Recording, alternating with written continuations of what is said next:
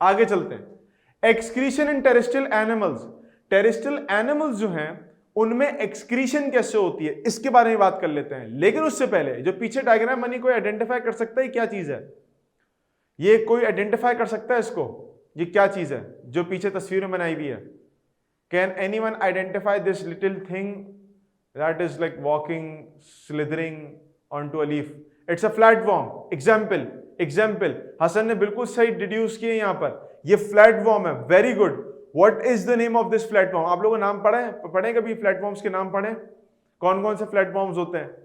Taenia, saginata और वो like tape worms होते हैं, लिवर फ्लूक होता है। नहीं, अर्थवर्म नहीं है ये। अर्थवर्म होता है इसके अंदर रिंग्स बने हुए होते हैं।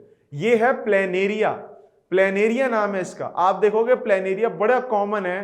प्लेनेरिया को हम लोग रेस्क्रीशन में पढ़ते हैं, प्लेनेरिया को हम लोग प्लेटीहेल्मिन्थस के अंदर पढ़ते हैं, मतलब कई सारी जगहों पे प्लेनेरिया का जिक्र आता है। ये प्लेनेरिया है। आज के बाद कभी भी जिंदगी में, मैट्रिक के बाद फर्स्ट ईयर में आओगे, सेकेंड ईयर में आओगे, जिंदगी में कभी भी प्लेनेरिया का लफ्ज याद करो, इस तस्वीर को याद कर लेना, ये है प्लेनेरिया। ठीक है। तो टेरेस्ट्रियल एनिमल्स के अंदर एक्सक्रीशन को देखते हैं। तो 4 तरीके से एक्सक्रीशन हो सकती है एनिमल्स के अंदर। 4 तरीकों के अंदर एक्सक्रीशन होती है एनिमल्स के अंदर। सबसे पहली चीज को समझो मेरा बेटा, एनिमल्स में हमारे पास जो सबसे पहला ऑर्गेनिज्म आता है उसका नाम है प्लेनेरिया। अभी जो पीछे दिखाया मैंने आपको, प्लेनेरिया पीछे दिखा। प्लेनेरिया में फ्लेम सेल्स होते हैं, याद रखना है नाम, फ्लेम सेल्स। फ्लेम सेल्स कैसे? फ्लेम कहते हैं आग को। अगर हम प्लेनेरिया को बीच में से काट देते हैं ना, ऐसे खोल लेते हैं प्लेनेरिया को 2 पीसेस में, तो प्लेनेरिया के अंदर जो उसकी जो एक्सक्रीटरी सिस्टम है ना पूरा, वो इस तरह से होता है जैसे आग लगी हुई है। ट्यूब्स, बहुत सारी ट्यूब्स बिखरी हुई होती हैं ऐसी, ऐसा लगता है फ्लेम्स जनरेट हो रहे हैं। तो वो दूर से देखने में ऐसा लगता है कि प्लेनेरिया जो है ना फुल स्टाइल में चल रही है स्वैग के अंदर, कि उसके अंदर जो इसका एक्सक्रीटरी सिस्टम है वो फुल इट्स ऑन फायर देखने में लगता है। ठीक है। और दूसरी एक और चीज ये होती है कि इसकी बिल्कुल टिप्स के ऊपर, हमें तो हमारे पास डिटेल नहीं है तो मैं डिटेल में नहीं जाऊंगा, लेकिन मैं एक जर्नल आपको बता दूं, इसके टिप्स के अंदर ना एक बल्ब लाइक स्ट्रक्चर लगा हुआ होता है और उसके अंदर कुछ इस तरह से चीज होती है। मिसाल के तौर पे ये बना हुआ होता है ऐसे करके, और उसमें ना यूं करके आपके पास कुछ धागे नुमा स्ट्रक्चर होते हैं। धागे, ये धागे ना इस तरह से बीट कर रहे होते हैं, ऐसे ऐसे बीट कर रहे होते हैं, यूं हिल रहे होते हैं, जुड़े हुए होते हैं एक दूसरे के साथ, और ये बीटिंग कर रहे होते हैं। उन धागों की बीटिंग, सीलिया की बीटिंग के नतीजे में ऐसा लगता है जैसे मोमबत्ती जलाते हैं ना, तो यूं यूं करके टिमटिमा रही होती है उसकी जो मोमबत्ती की जो आग होती है। तो बिल्कुल इस तरह से ये सेल्स आपके पास जो सीलिया होते हैं यूं हिल रहे होते हैं। तो देख के ऐसा लगता है जैसे कोई कैंडल है, कैंडल के अंदर जो है ना आपके पास वो जो आग वाला पोर्शन है वो हिल रहा है ऐसे इस तरह करके। तो ये 2-3 चीजों की वजह से इनको फ्लेम सेल्स कहते हैं। तो इनकी अपीयरेंस स्वैग होती है थोड़ी सी, और दूसरा है कि सीलिया अंदर ऐसे हिलते हैं, ऐसे फ्लेम मिल रहा होता है। ये प्रोड्यूस करते हैं डाइल्यूट यूरिन प्रोड्यूस करते हैं। और डाइल्यूट यूरिन का मतलब ये है कि सॉल्ट्स कम होंगे। और वो डाइल्यूट यूरिन आता कहां से? जितना भी एक्सक्रीटरी मटेरियल है वो फ्लेम सेल्स तक पहुंचता कैसे है? वो फ्लेम सेल्स तक पहुंचता है टिश्यूज के जरिए। एक टिश्यू, दूसरा टिश्यू, तीसरा टिश्यू अपने अंदर से सारा कचरा निकाल के और फिर बहते हुए लेके आएंगे फ्लेम सेल्स के अंदर, और फ्लेम सेल्स जो है वो सॉल्ट्स को वापस फेंक देगा और पानी वाला पोर्शन जो है बॉडी से बाहर फेंक देगा। तो जो एक्सक्रीशन हो रही है वो बहुत ही डाइल्यूटेड फॉर्म में यूरिन की हो रही है। जो एक्सक्रीटा है उसको हम यूरिन कह रहे हैं, और उसमें सॉल्ट्स का कंटेंट बहुत कम है। मेरे बेटा मुझे बताओ इसमें कोई तफसील तलब बात, कोई ऐसी बात जो आपको परेशान कर रही हो, जो मैंने बात इतनी देर में बोली है? प्लेनेरिया, फ्लेम सेल्स, सॉल्ट्स कम, टिश्यूज के फ्लूइड से एक्सक्रीटरी मटेरियल कचरा सारा जमा हो रहा है। कहां जमा हो रहा है? फ्लेम सेल्स में जमा हो रहा है। ठीक है मेरे बच्चों, okay. The next thing, earthworm का जिक्र अभी किया था पीछे बरीरा ने भी। क्या कहते हो तुम लोग इसको उर्दू में? केंचवे, क्या कहते हो? ऐसे कहते हैं ना, केंचवे कहते हैं ना इसको उर्दू में, अर्थवॉर्म को, तो जमीन से निकलते हैं, केंचवे कहते हैं। क्या कहते हैं इसको? ये तो कछवा होता है ना, वो तो टर्टल होता है, केंचवे कहते हैं शायद इसे, कीचड़े समथिंग कुछ इसी तरह से कुछ कहते होंगे। बताइए तुम लोग को उर्दू इतनी अच्छी आती कि नहीं आती? खैर, अर्थवॉर्म के अंदर जो उसका एक्सक्रीटरी ऑर्गन है, उसको कहते हैं मेटानेफ्रीडिया। मेरे बच्चों ये नाम याद करने आपने वो अच्छे से। इस टॉपिक के सबसे मुश्किल चीज अगर कोई है तो वो इनके एक्सक्रीटरी ऑर्गन्स के नाम है। जैसे यहाँ फ्लेम सेल्स थे तो ये मेटानेफ्रीडिया है। There is no reason why we named it as metanephridia. कोई फ्लेम सेल्स थे ना, फ्लेम लाइक अपीयरेंस दे रहे थे, हमने उसको कह दिया फ्लेम सेल्स हैं। मेटानेफ्रीडिया बस नाम दे दिया, कोई राज नहीं है इसके पीछे, कोई इंटेंशन नहीं थी उनकी। एक दो वजूहात हैं इसकी बेसिस पे मेटानेफ्रीडिया नाम देने का एक बुनियाद बनती है, बट हम उसको जमीनी कीड़ा, अरे अल्लाह, ये तो अर्थवॉर्म की ट्रांसलेशन हो गई भाई। ओहो, ये तो अर्थवॉर्म की ट्रांसलेशन हो गई, जमीनी कीड़ा है भाई, अर्थ मीन जमीन। अब देखो इनके अंदर जो इनका एक्सक्रीटरी सिस्टम है वो मेटानेफ्रीडिया पर मुश्तमिल है, ठीक। ये भी जो यूरिन प्रोड्यूस करते हैं प्लेनेरिया की तरह डाइल्यूट करेंगे। कैसे? सॉल्ट अंदर पानी बाहर, सॉल्ट अंदर पानी बाहर। क्यों करेंगे ये? क्योंकि जिस जगह पे रहते हैं इनको पानी की सच कमी नहीं होती। जमीन के अंदर रहते हैं, पानी के ज्यादा होने की कोई ऐसा प्रॉब्लम ही नहीं होती, तो पानी को निकालते हैं बाहर और सॉल्ट्स को रखते हैं अंदर। मुझे मेरे बच्चों, प्यारे बच्चों, ये बताओ सॉल्ट्स को बॉडी में रख के फायदा क्या होगा? सॉल्ट्स को बॉडी में रख के फायदा क्या होगा? पानी को रखना चाहिए ना बॉडी के अंदर, तो ताकि हम तो टेरेस्ट्रियल ऑर्गेनिज्म है, जमीन पे रहते हैं, पानी की तो वैसी कमी है, तो पानी को क्यों नहीं रख रहे, पानी निकाल क्यों रहे और सॉल्ट्स क्यों रख रहे हैं अपने अंदर? क्या कोई बच्चा मुझे इसकी एक्सप्लेनेशन दे सकता? भाई आज एक्सप्लेनेशन दे दो, मैं खुश हो जाएगा मेरा दिल। सॉल्ट्स अंदर रख के क्या मिल रहा है उसको? जबकि आपकी रिक्वायरमेंट पानी है, तो पानी डाइल्यूट फॉर्म में बाहर निकाल के सॉल्ट्स अंदर रख के, ये तो आपने नुकसान कर रहे हो ना। हाँ, बरीरा कह रही सर केचवा ही कहते हैं, हसन कह रहे हैं सर नरिशमेंट मिलती है, सॉल्ट से नरिशमेंट मिलेगी हमें। चलो अगर मान भी लिया जाए, मसला नहीं है सच कोई, लेकिन मैं ही कह रहा हूं कि यानी मतलब लाइक हमें तो पानी चाहिए ना, तो पानी तो मिल ही नहीं रहा। कहाँ गए भाई सारे बच्चे?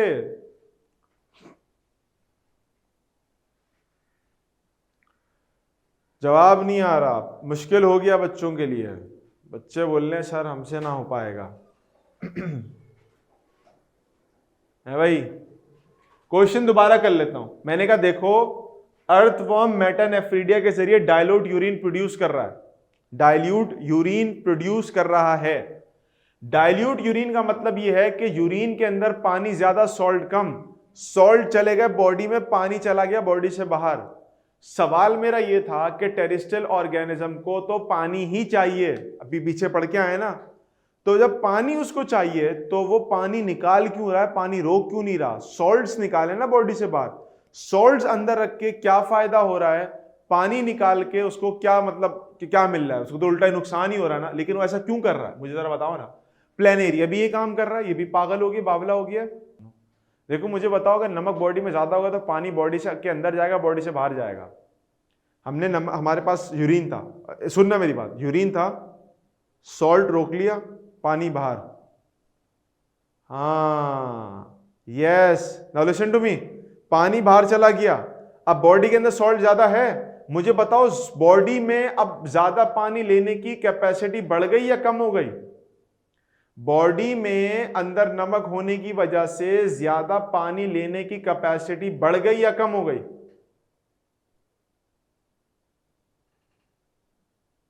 बढ़ गई। Very good. चोर खजाने के पास जाएगा। यस, वो चोर जो पानी है वो आपकी बॉडी के अंदर जो सॉल्यूट यानी सॉल्ट जो खजाना है उसकी तरफ जाएगा।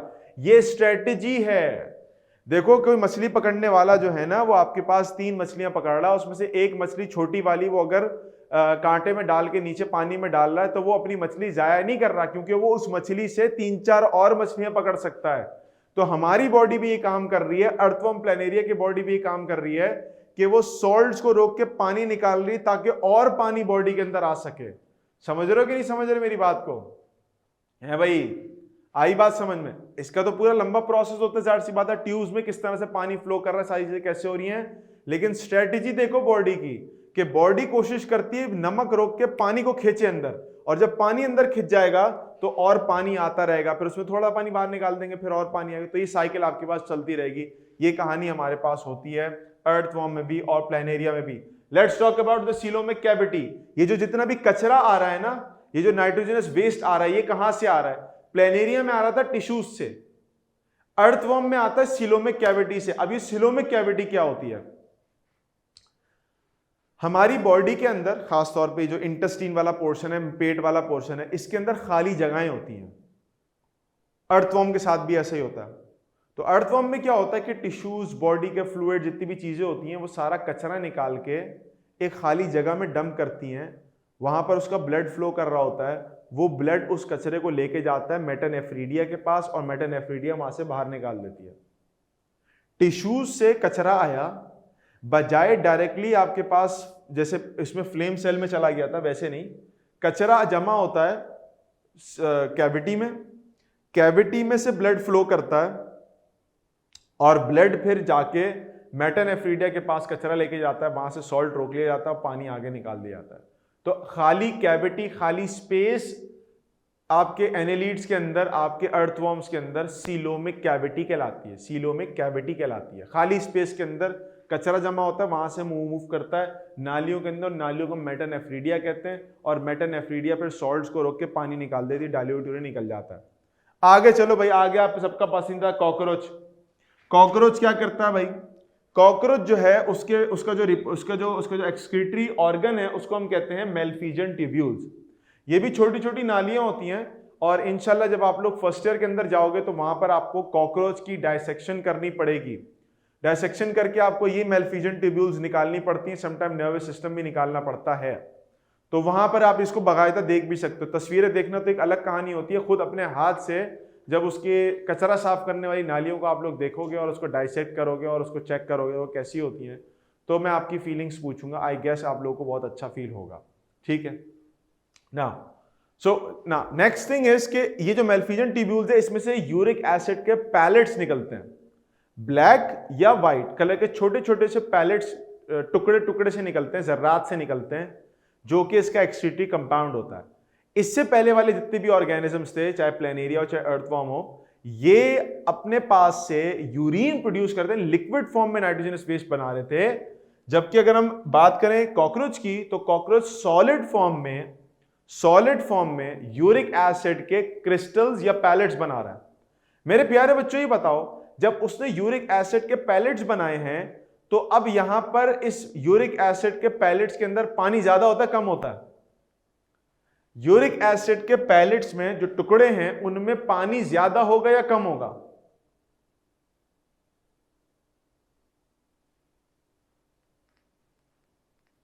सर उसमें पानी कम होगा, बल्कि ये कह लो कि पानी ना होने के बराबर होगा। चूंकि इसके अंदर थोड़ा सा सीन चेंज होता है। अर्थवर्म के अंदर, अर्थवर्म क्या करता है, सॉरी कॉकरोचेस क्या करते हैं, इनके ऊपर एक कवर होता है, शेल होता है, जो कि एक्सोस्केलेटन होता है, इनके ऊपर का शेल होता है, और वही इसका स्केलेटन होता है, जिसका अगर कभी आप पाँव रखो ना कॉकरोच के ऊपर, तो कटक करके एक आवाज आती है, कच करके, यूं है ना, क्रश होता है वो। कभी नोटिस किया अगर आपने, तो वो जो कच करके कटक करके आवाज आती है, वो बेसिकली वो शेल लाइक एक्सोस्केलेटन होता है उसका, जो कि डेड होता है, नॉन लिविंग होता है, और वो उसके अंदर से पानी को बाहर निकलने से रोकता है। तो ये जो कॉकरोच है, इसको ऐसे पानी के लॉस का इशू नहीं होता, पानी के लॉस का इशू नहीं होता। तो ये पानी अपने अंदर स्टोर करके रखता है, और कचरा जो है वो सॉलिड फॉर्म में बाहर निकालता है। अब इसमें जो कचरा जमा हो रहा है वो कहां से आता है? तो देखो, इसके अंदर हीमोलिम्फ होता है। हीमोलिम्फ व्हाइट, कभी अगर कॉकरोच मारा हो आपने, कुचला हो, अगर कॉकरोच मारना नहीं कुचला होगा, तो उसमें व्हाइट कलर का फ्लूइड निकलता है, पिचक करके होता है ना, तो व्हाइट कलर का फ्लूइड फैल जाता है। उसको कहते हैं व्हाइट कलर के फ्लूइड को, जैसे हमारा ब्लड होता है ना रेड कलर का, कॉकरोच का ब्लड व्हाइट कलर का होता है, उसको कहते हैं हीमोलिम्फ। लिम्फ व्हाइट कलर का होता है, इसलिए हीमोलिम्फ कहते हैं। ऑक्टोपस देखा है आप लोगों ने अपनी जिंदगी में? असली में तो शायद ना देखा हो, टीवी पे देखा होगा। ऑक्टोपस टीवी पे देखा तो होगा, टीवी पे देखा होगा। ऑक्टोपस को अगर मारेंगे ना, तो ऑक्टोपस का ब्लड होता है ब्लू कलर का, उसके ब्लड को कहते हैं हीमोसाइनिन। साइनिन या साइनिन का वर्ड इस्तेमाल होता है ब्लू के लिए। तो हीमोलिम्फ सफेद ब्लड, ब्लू ब्लड हीमोसाइनिन, और रेड ब्लड हमारा हीमोग्लोबिन की वजह से, हीमोग्लोबिन की वजह से हमारा रेड ब्लड होता है। समझ रहे हो प्यारे बच्चों?